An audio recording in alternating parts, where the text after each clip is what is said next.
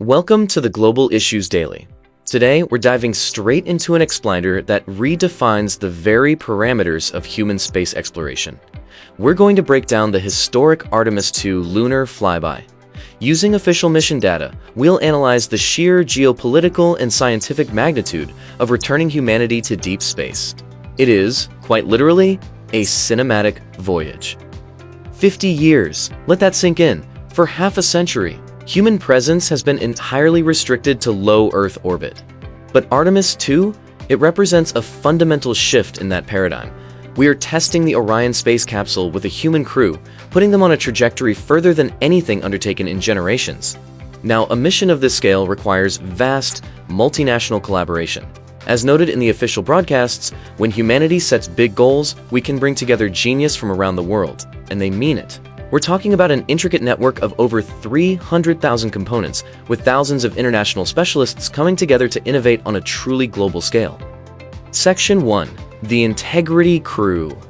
So, who are the four individuals actually tasked with this monumental test flight?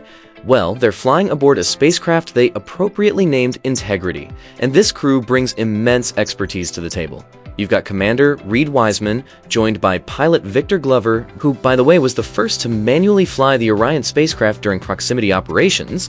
Then there's mission specialist Christina Koch. She holds the record for the longest single space flight by a woman, and mission specialist Jeremy Hansen, who represents a crucial international partnership with the Canadian Space Agency.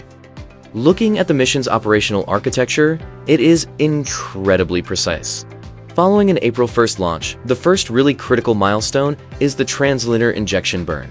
This nearly 6-minute engine burn is what commits Orion to departing high Earth orbit.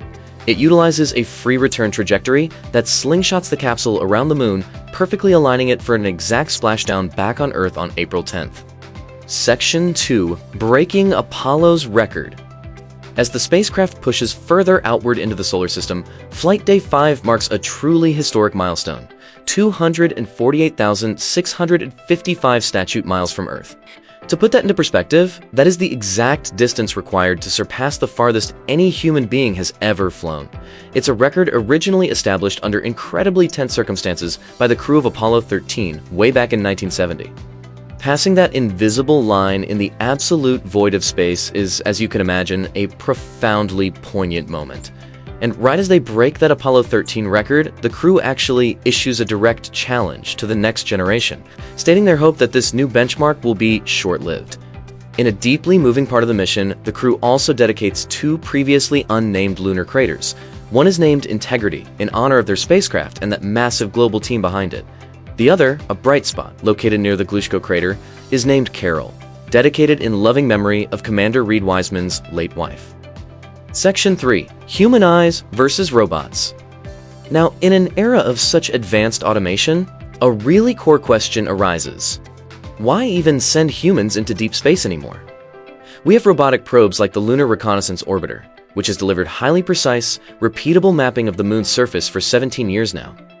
But human crews bring something entirely different: real-time visual context and dynamic adaptability.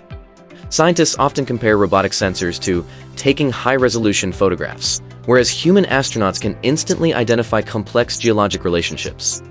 It's like standing on a mountaintop yourself. You notice crucial elements that a machine scanning for specific data points might simply overlook. To help visualize the immense scale of their observations, scientists use a pretty straightforward analogy. At closest approach, as the crew rapidly closes in on their scientific targets, the moon appears in Orion's windows at roughly the size of a standard basketball held at arm's length. It is a stunning visual perspective.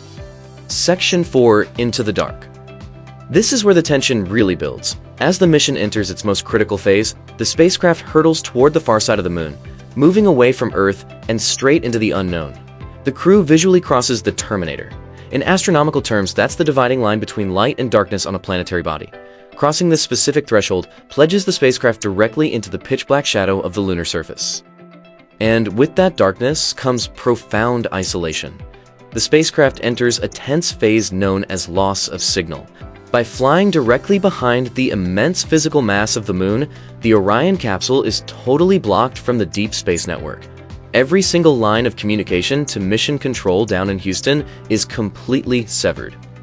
For exactly 40 minutes, the crew aboard Integrity experiences complete, absolute radio silence. Cut off entirely from the deep space network and, frankly, the rest of humanity, they have to rely strictly on their autonomous systems, their rigorous training, and each other to navigate the lunar far side. It is right in the middle of this profound silence and darkness that they execute their closest approach. Slicing through the void just 4,067 statute miles above the battered lunar surface, they're capturing images and gathering data of regions unseen by human eyes in over 5 decades. And remember, they're doing this completely unassisted by the ground control team. Section 5. The Climax and Conclusion. But, as orbits dictate, what enters the shadow must eventually re-emerge. As the spacecraft finally clears the far side of the moon, connection with Earth is firmly re-established. And that initial transmission? It is absolutely striking. Looking out the window, the crew reports back to Houston, "A beautiful view of a crescent moon and a crescent Earth. How great thou art." It's an awe-inspiring perspective granted to only a tiny handful of humans in history, seeing both our home planet and our nearest celestial neighbor suspended together in the vast blackness of space. Right after signal reacquisition via the Deep Space Network, critical technical maneuvers have to commence immediately. The spacecraft is quickly reoriented to charge Orion's solar arrays, but there's a phenomenal bonus here. This specific orbital alignment provides the unprecedented opportunity to observe and gather scientific data on a historic solar eclipse viewed directly from lunar orbit. Ultimately, the strategic importance of Artemis II extends way beyond the moon itself. Every single system verified, every communication protocol tested, and every scientific observation made by the Integrity crew lays the essential foundation for deep space survival. So, if Artemis II is our stepping stone to sustaining a permanent human presence on another world, the overarching question really remains: how soon until humanity takes its very first steps on the red sands of Mars? Thank you for joining us for this Explicker on the Global Issues Daily. If you value this level of analytical reporting, make sure to subscribe to the channel and like this explainer to support our future coverage.